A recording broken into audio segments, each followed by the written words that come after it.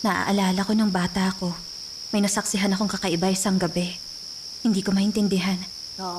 Saka lang ako nalinawan tungkol sa bagay na yon.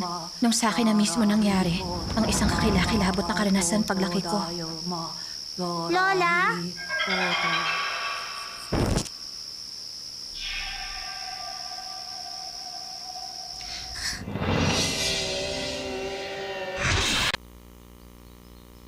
Umalis din ako sa bahay namin at naghanap ng trabaho. Sa Tokyo na ako naninirahan ngayon. Good morning. Good morning, Mayu. Good morning, Reiko. As usual, ang aga mo. Nandiyan na yan sa table mo bago pa ako dumating. Regalo kaya yan galing sa secret admirer mo? Ay, hindi naman siguro, no? Ano ba yung binigay sa'yo?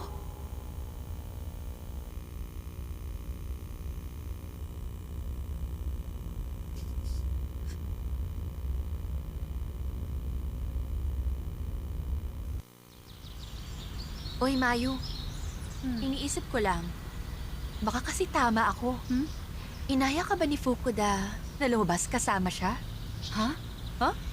Ah, tama ako. O ano nangyari? Wala naman. Pinatawag niya ako at kinausap pagkatapos ng trabaho. Wow! Tapos tinanong niya kung pwede daw kaming lumabas na dalawa. Sabi ko na. Pero sabi ko, pasensya na, tapos umalis na lang siya.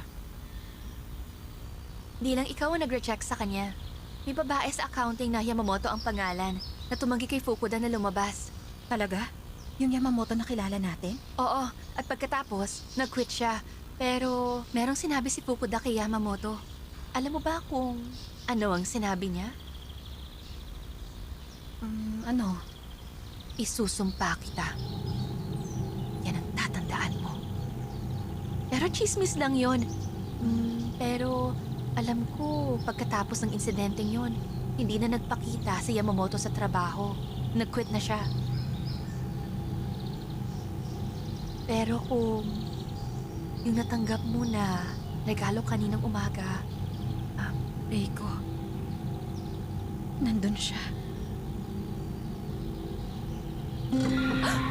Ako si Fukuda. Lagot na.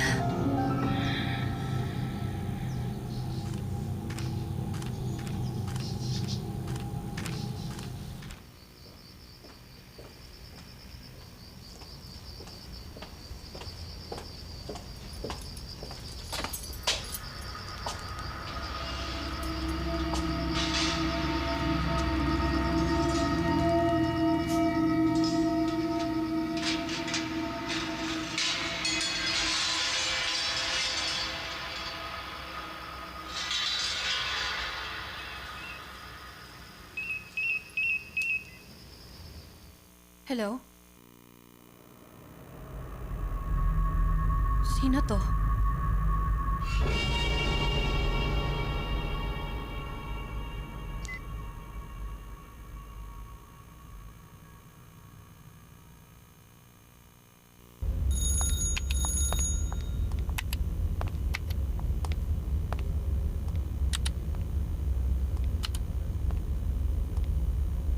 Miss Oki, Po. Good morning po. kasi may nakita akong maling data rito. Pakitama naman.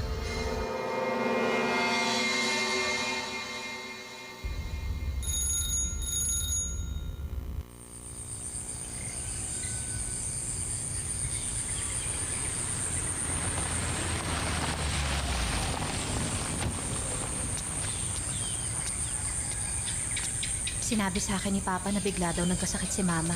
Kaya naman umuwi ako sa amin.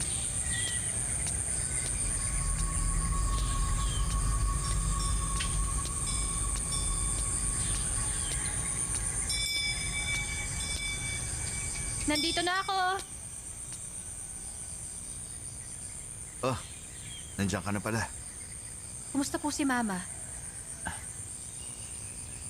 Mama! Mayo, ikaw pala yan, Hindi anak. niyo na po kailangang bumangon. Ayos lang naman ako. Pasensya ka na.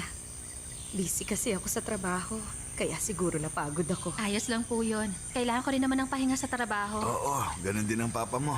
Kailangan ko na rin magpahinga. Mayo, nagdasal ka na ba sa mga ninuno?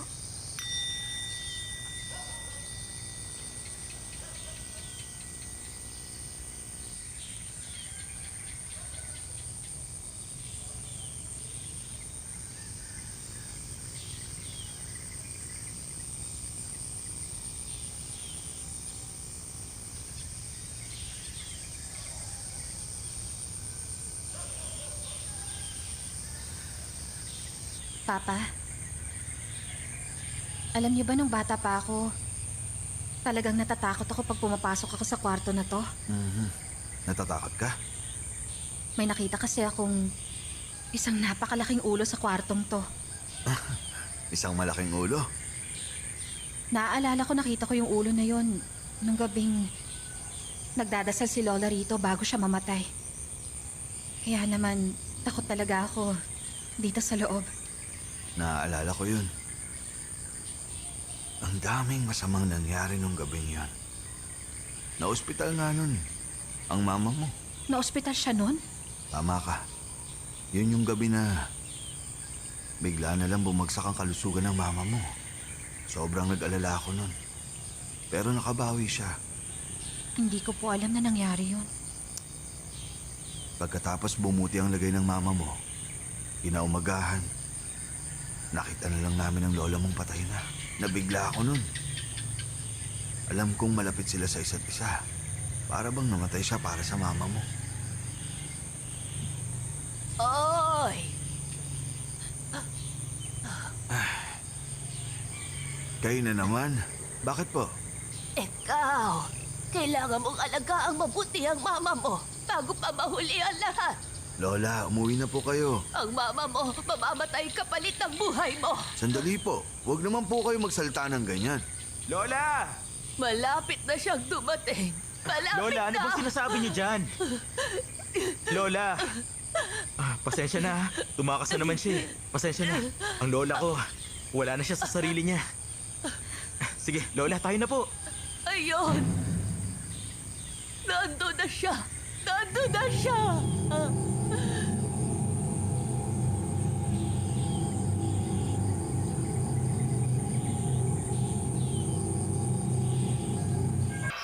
Jinzai Bosatsu Gyojin Hanya Haramitaji Shoken Goun Kaikudo Issai Kuryakusha. Teka, sandali, Papa. Gaano katagal na bang nagdadasal si Mama? Kailangan niya munang magpahinga. Oo. Alam kong kailangan niya ng pahinga. Pero ayaw niya.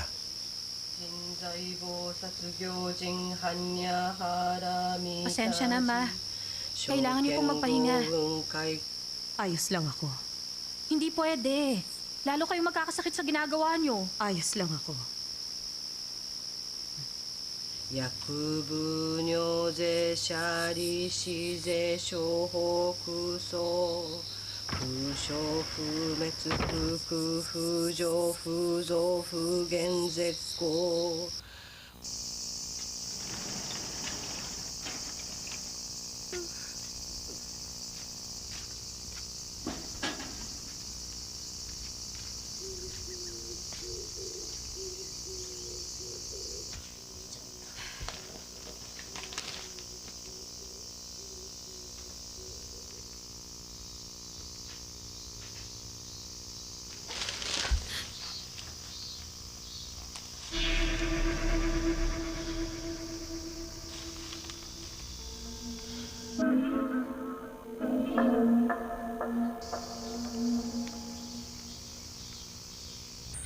Mama, kailangan nang bumalik ni Mayo sa Tokyo. Ganun kabilis? May kailangan lang po akong asikasuhin. Pero babalik din po ako mamayang gabi. Sige.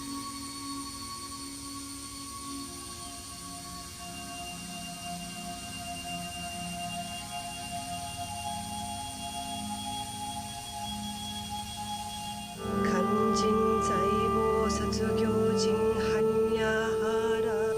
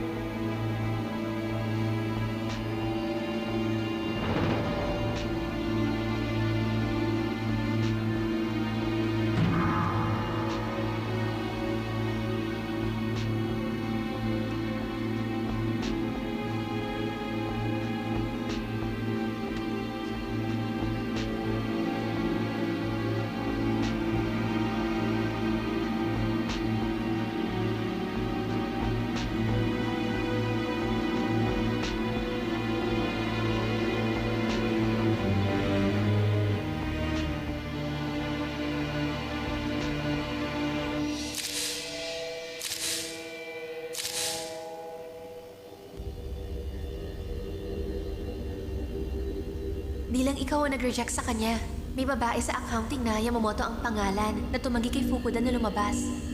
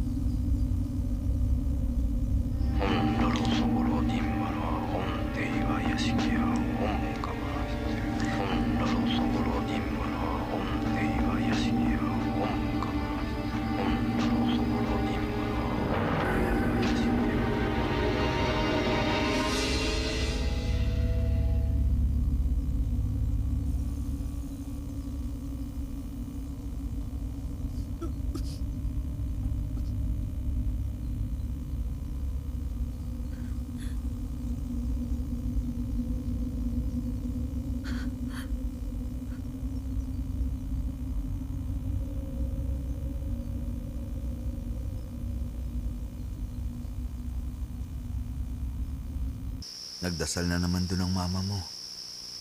Pagkatapos, sumama ang pakiramdam niya at natulog na lang. Nagpunta yung doktor na tumitingin sa kanya. Pero sabi niya, kailangan lang daw magpahinga ng mama mo. Papa, kailangan na natin siyang dalhin sa ospital bukas. Tama ka.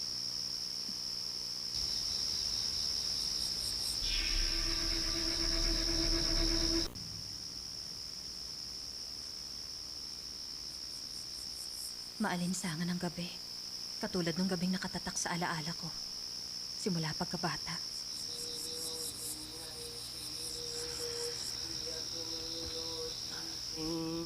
無消滅動無知薬無得意無所得公膨大殺大犯やはらみだこ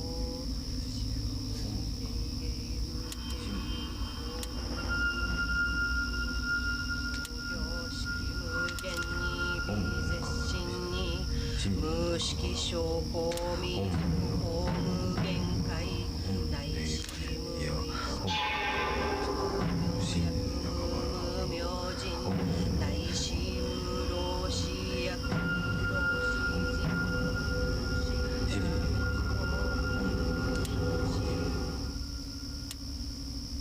Malapit na siyang dumating. Malapit na. 最高役者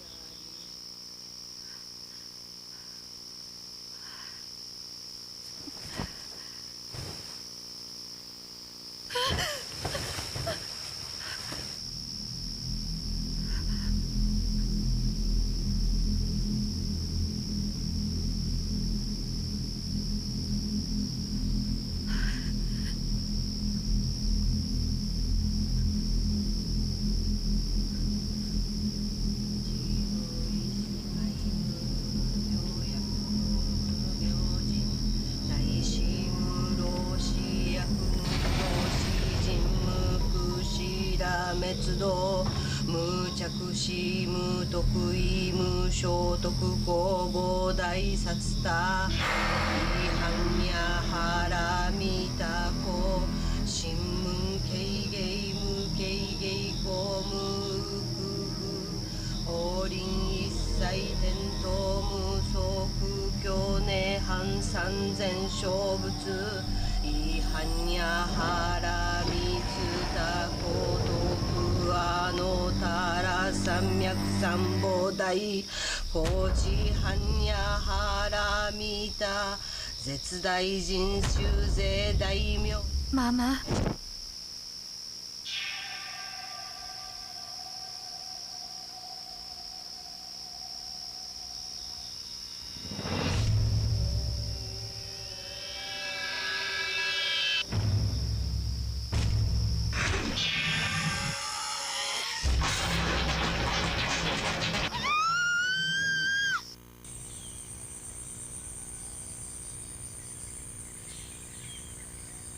Kinabukasan, nagulat na lang ako dahil nagising ako sa kama ko.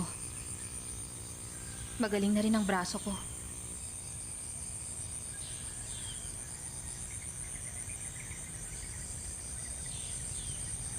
Wala na rin yung mancha sa kisame namin. Pagkatapos,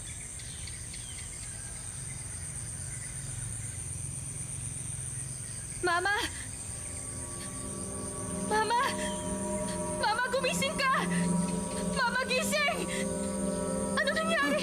Ano nangyari sa'yo, Mama? Ay! Ay! Siso ko! Gumising kayo! Mama!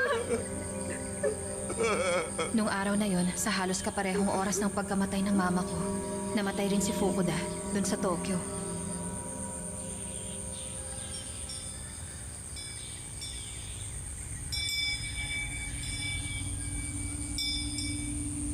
Bumalik ako sa amin pagkatapos kong umalis sa trabaho ko sa Tokyo.